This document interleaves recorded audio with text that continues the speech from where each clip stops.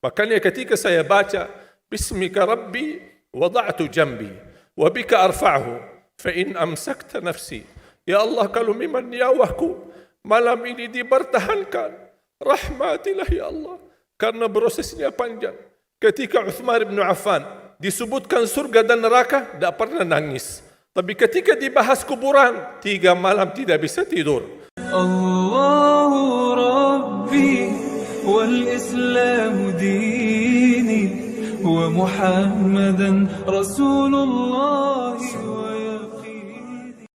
Baca salah satu doa. Mungkin Bapak Ibu jemaah sekalian pasti hafal. Doa tidur. Dan doa bangun tidur. Doa tidur Bismikallahumma amutu wa ahya. Ada banyak berbagai macam riwayat, tapi singkatannya Bismikallahumma amutu wa ahya.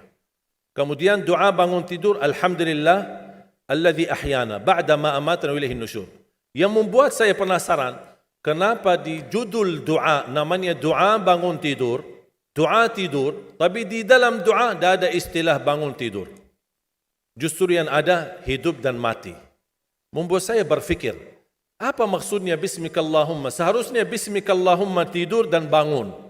Alhamdulillah yang telah membangunkan sesudah tidur. Kenapa ada hidup dan mati? Ingin saya mencari tahu, sambil saya menemukan sebuah hadis yang sahih. Alhamdulillahilladzi radda ilayya ruhi wa afani fi jasadi wa adhina li bidhikri. Ini menjadi doa yang kedua, doa bangun tidur. Ketika saya baca, Alhamdulillah yang telah kembalikan ruhku, berarti ruh kita di mana saat tidur? Wa afiat di jasadku, dan diizinkan untuk bisa mengingat Allah Subhanahu wa taala. Membuat saya tambah penasaran, kenapa di saat tidur Allah sebutkan kata hidup dan mati, bukan kata bangun dan tidur. Membuat saya jari dan gali tahu, mencari tahu, tidak menemukan hadis-hadis yang bisa menjawab penasaran saya. Subhanallah, ketika saya membaca Al-Quran, seperti biasa baca, setiap hari baca, meniatkan waktu, kadang 1 juz, kadang 2 juz, pas sampai saya di surah Az-Zumar. Surah 39 ayat 42. Allahu yatawaffal anfusa hina mautiha, wallati lam tamut fi manamiha, fayumsiku allati qada alaiha al-maut, ويرسل الأخرى إلى أجل مسمى إن في ذلك لآيات لقوم يتفكرون. Saya langsung sujud syukur.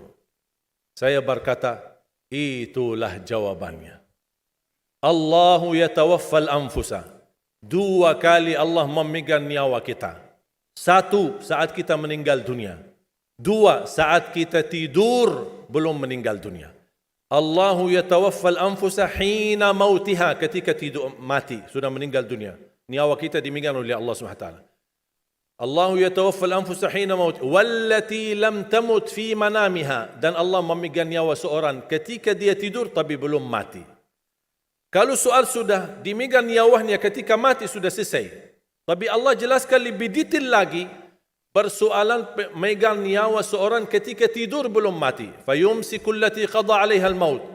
Allah Subhanahu wa taala menahan nyawa yang sudah ditetapkan oleh Allah kematiannya. Makanya ada orang ketika bangunnya subuh sudah meninggal dunia. Ternyata dia termasuk fayumsiku allati qada 'alaiha al-maut. Wa yursilul ukhra, tahap yang kedua, wa yursilul ukhra ila ajalin musamma, yang belum ditetapkan kematian, Allah kembalikan nyawanya untuk di waktu yang ditentukan dan ditetapkan oleh Allah Subhanahu wa taala. Itu beristiwa setiap malam Bapak Ibu. Dimegang nyawa kita dan dilepas. Bisa jadi ketika dimegang dipertahankan, tidak dilepas.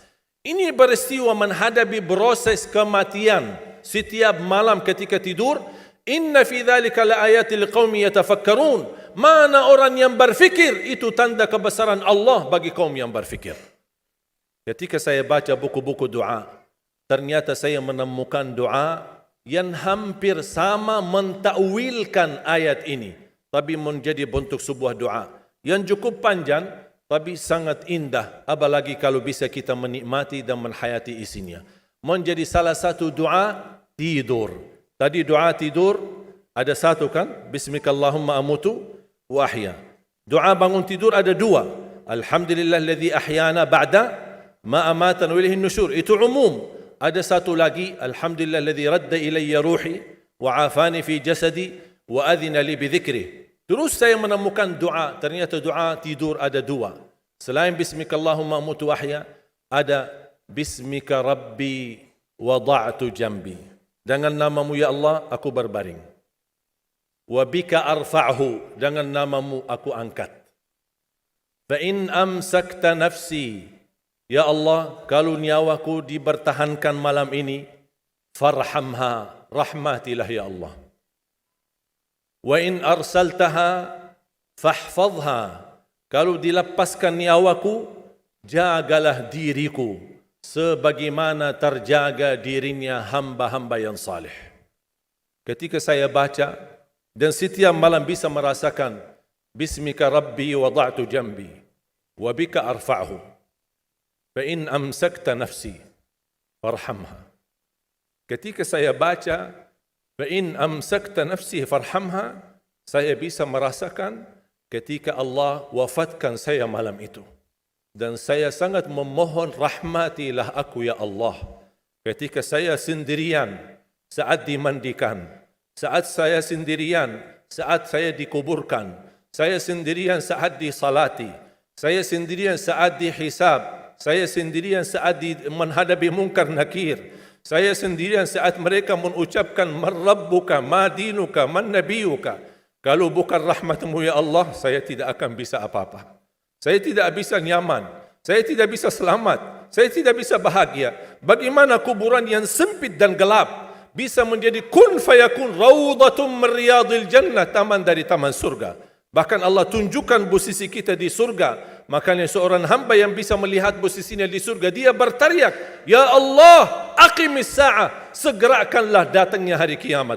Sebaliknya orang-orang yang na'udzubillah, ketika disempitkan kuburannya, bertambah gelap, bertambah hitam, belum lagi turun azab, ditunjukkan posisinya di neraka di sampingnya, dan dia berteriak, ya Allah, la tuqimis sa'ah, janganlah terjadi hari kiamat. Sudah aku disiksa di sini, sudah cukup, apalagi akan disiksa nanti di hari kiamat.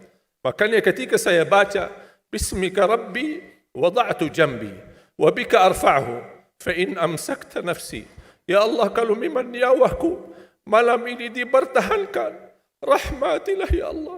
Karena prosesnya panjang. Ketika Uthman bin Affan disebutkan surga dan neraka, tidak pernah nangis. Tapi ketika dibahas kuburan, 3 malam tidak bisa tidur. Kata beliau, al-qabru awwalu manazilil akhirah. Kuburan itu langkah awal ke akhirat. Kalau itu lulus, lancar, bahagia, selamat, insya Allah lebihnya aman dan sambil menuju ke surga.